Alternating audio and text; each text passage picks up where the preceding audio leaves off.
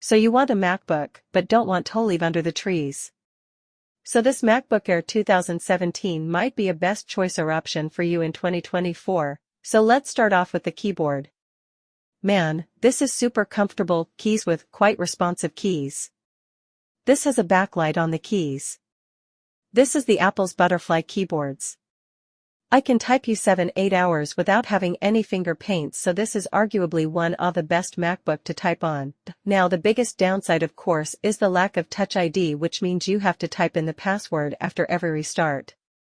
This does not have any Touch ID, which is very disappointing from Apple, but still you have to keep in mind that you are trying to save money in 2024 and considering a 2017 Mac, but honestly this is not a big deal for me because I type in the password even though on my 2018 MacBook Air, which has a Touch ID without any issues. And next. The trackpad is very pleasure to use. This is a very smooth working trackpad which supports all the gestures of a Mac. You can see I can transfer the windows, see just all the gestures are working fine, and his budget or price you will not get this type of tech pad with a Windows laptop, so I will break 18 out of 10 off saving money. Apple clearly didn't spend more than $10 on the display. And you gotta see it looks awful. Sure, it's not that big of an issue for web browsing and word pressing emails and all that, but the resolution just isn't high enough for Netflix on YouTube, not to mention these big silver bells, which are probably the things that is the worst in this laptop. So if you plan to do anything like photo dealing or any tasks that involves color grading, stay away from this MacBook. On the bright side, the battery life is amazing. It gets a good 9 hours of web browsing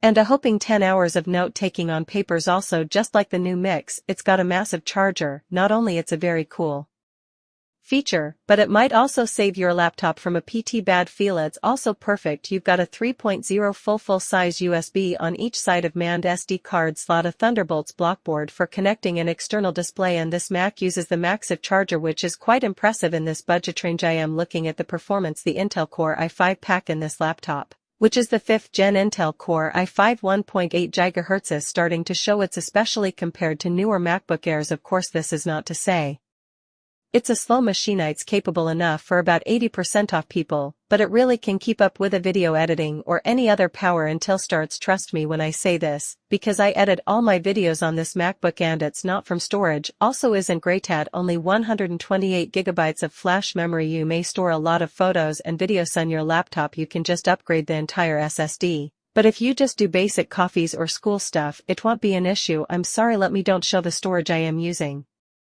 The Macro Sierra, which is very old and don't have any external software installed on my Mac. It's like a clean install of a Mac. Now see me, Mac storage is 128 GB, 20 GB of space is occupied on the old Mac Sierra. If you install the Big Sur, then 50 GB or 60 GB storage. So, if you want to store lots of things in your Mac, this might be not a good choice. Or you can replace the SS drive and via SSD and update it up to 1 TB. As far as I know, let's come to the software and usability. I'm using the Mac OS version, which is quite a bit old, but you can update up to Macros Montreal. In his MacBook Air 2017 you can install it from the App Store or from the Apple website, and having a 15 qualified processor, this MacBook Air is running super fast and smooth. Apple does optimize the processors for their Mac very well.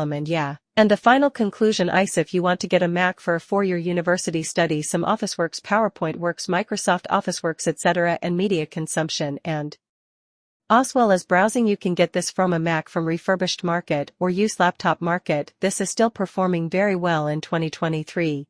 Thank you very much, and don't forget to subscribe my channel. Have a safe day.